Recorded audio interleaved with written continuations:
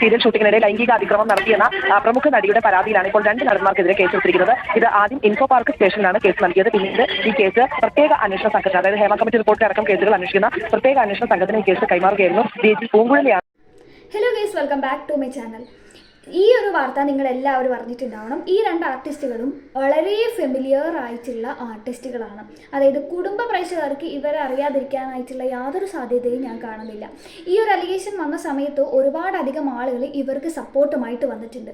ഇതൊരു fake allegation ആണ് എന്ന് സ്ഥാപിച്ചുകൊണ്ടാണ് ഇവരെ സപ്പോർട്ട് ചെയ്യുന്നു എന്നുള്ളതാണ് ഏറ്റവും പരിതാപകരമായിട്ടുള്ള കാര്യം.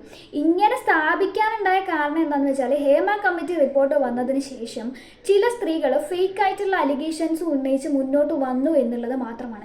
ഇപ്പോൾ എക്സാമ്പിളായിട്ട് പറയുകയാണെങ്കിൽ, നിവിൻ പോളിക്കെതിരായിട്ട് വന്നിട്ടുള്ള അലിഗേഷൻ അത് ഫേക്ക് ആണ് എന്ന് തെളിഞ്ഞതിന് പിന്നാലെയാണ് ഈ ഒരു സ്ത്രീ പറയുന്ന അലിഗേഷൻ ഫേക്ക് ആണ്. സോ അതുകൊണ്ട് ഇവരിങ്ങനെ ഒരു തെറ്റ് ചെയ്യില്ല എന്ന് പറഞ്ഞ് സ്ഥാപിക്കാൻ ശ്രമിക്കുകയാണ് പല ആളുകളും. അത് നമുക്ക് ഈ ന്യൂസിൻ്റെയൊക്കെ കമൻറ്റ് ബോക്സ് നോക്കിയാലും അതുപോലെ തന്നെ കുറേ റിയാക്ഷൻ വീഡിയോ ചെയ്യുന്ന ആളുകളും ഇത് തന്നെയാണ് സ്ഥാപിക്കാൻ ശ്രമിച്ചുകൊണ്ടിരിക്കുന്നത്.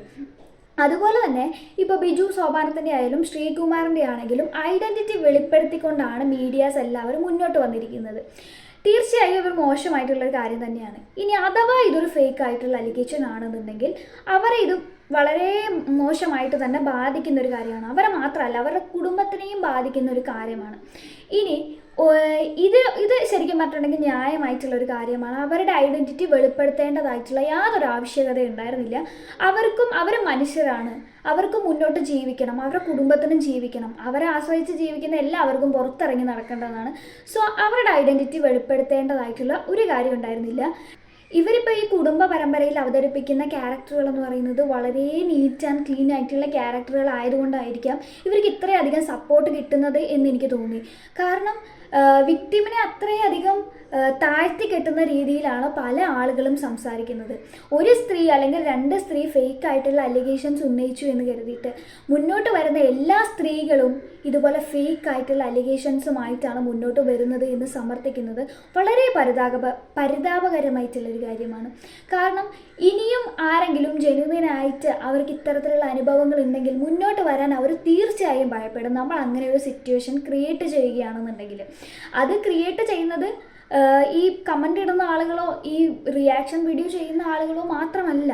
സത്യം പറഞ്ഞിട്ടുണ്ടെങ്കിൽ ഫേക്ക് ആയിട്ടുള്ള അലിഗേഷനുമായിട്ട് മുന്നോട്ട് പോകുന്ന സ്ത്രീകൾ തന്നെയാണ് ഇങ്ങനെ ഒരു സാഹചര്യം ഇപ്പോൾ ഈ ഒരു വിക്ടിമിന് ഉണ്ടാക്കി കൊടുത്തിരിക്കുന്നത്.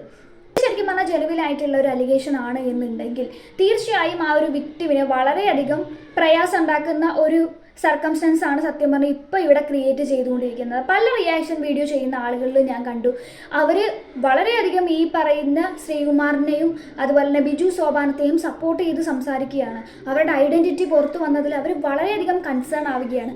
പക്ഷേ ഇതൊരു ജെനുവിൻ ആയിട്ടുള്ള അലിഗേഷൻ ആണെങ്കിൽ വിക്ടിമിൻ്റെ അവസ്ഥ എന്തായിരിക്കും എന്നുള്ളതിനെ പറ്റിയിട്ട് മാത്രം ആരും സംസാരിക്കുന്നില്ല. പല കേസുകളിലും കണ്ടിട്ടുള്ള ഒരു കാര്യം തന്നെയല്ലേ, ഈ വേണ്ടത്ര തെളിവുകളോ സാക്ഷികളോ ഒന്നുമില്ലാത്തത് കൊണ്ട് നിരപരാധികളായിട്ടുള്ള ആളുകൾ ശിക്ഷിക്കപ്പെടുന്നതും അപരാധികളായിട്ടുള്ള ആളുകൾ വിട്ടയക്കപ്പെടുന്നതും ഒക്കെ നമ്മൾ ഈ നാട്ടിൽ കണ്ടിട്ടുള്ള ഒരു കാര്യം തന്നെയാണ്. അതുകൊണ്ട് തന്നെ ബ്ലൈൻഡ്ലി ഇവരെ ഇത്രയും അധികം സപ്പോർട്ട് ചെയ്യേണ്ടതായിട്ടുള്ള ആവശ്യമുണ്ട് എന്ന് എനിക്ക് തോന്നുന്നില്ല. ഈ വിക്ടിമിന് ഇത്രയധികം ക്രൂശിക്കപ്പെടുന്നത് കൊണ്ടാണ് ഞാൻ ഇങ്ങനെ സംസാരിക്കുന്നത്. ഒരിക്കലും ഇവരുടെ ഐഡൻറ്റിറ്റി പുറത്തു വന്നത് സത്യം പറഞ്ഞിട്ടുണ്ടെങ്കിൽ വളരെ പരിതാപകരമായിട്ടുള്ളൊരു കാര്യം തന്നെയാണ്. അവർക്കുമുണ്ട് അവകാശങ്ങൾ, അവർക്കും ഈ നാട്ടിൽ ജീവിക്കേണ്ട ആളുകൾ തന്നെയാണ്.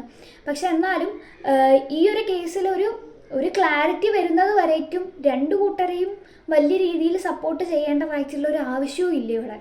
ഒരുപക്ഷെ ഇവർ പ്രമുഖരായിട്ടുള്ള ആളുകളായതുകൊണ്ട് തന്നെയാണ് ഇവർക്ക് ഇത്രയധികം സപ്പോർട്ട് കിട്ടിയതെന്നേ ഞാൻ പറയുള്ളൂ. കാരണം നമ്മൾ പ്രമുഖരല്ലാത്തവരുടെയും ഒരുപാട് പീഡന കേസുകളോ അല്ലെങ്കിൽ ലൈംഗിക ആരോപണങ്ങളോ ഒക്കെ നമ്മളിവിടെ കാണുന്നുണ്ട്. അവരെയൊക്കെ നമ്മൾ നിസ്സാരമായിട്ട് ഒന്നും അറിയാതെ തന്നെ ഇവർ തെറ്റ് ചെയ്തവരാണ് എന്ന് ചൂണ്ടിക്കാണിച്ച് സംസാരിച്ച പല ആളുകളുമാണ് ഇന്ന് ഇവർക്ക് സപ്പോർട്ടുമായി മുന്നോട്ട് വന്നിരിക്കുന്നത് എന്ന് കാണുമ്പോൾ വളരെയധികം ആശ്ചര്യം തോന്നുന്നു.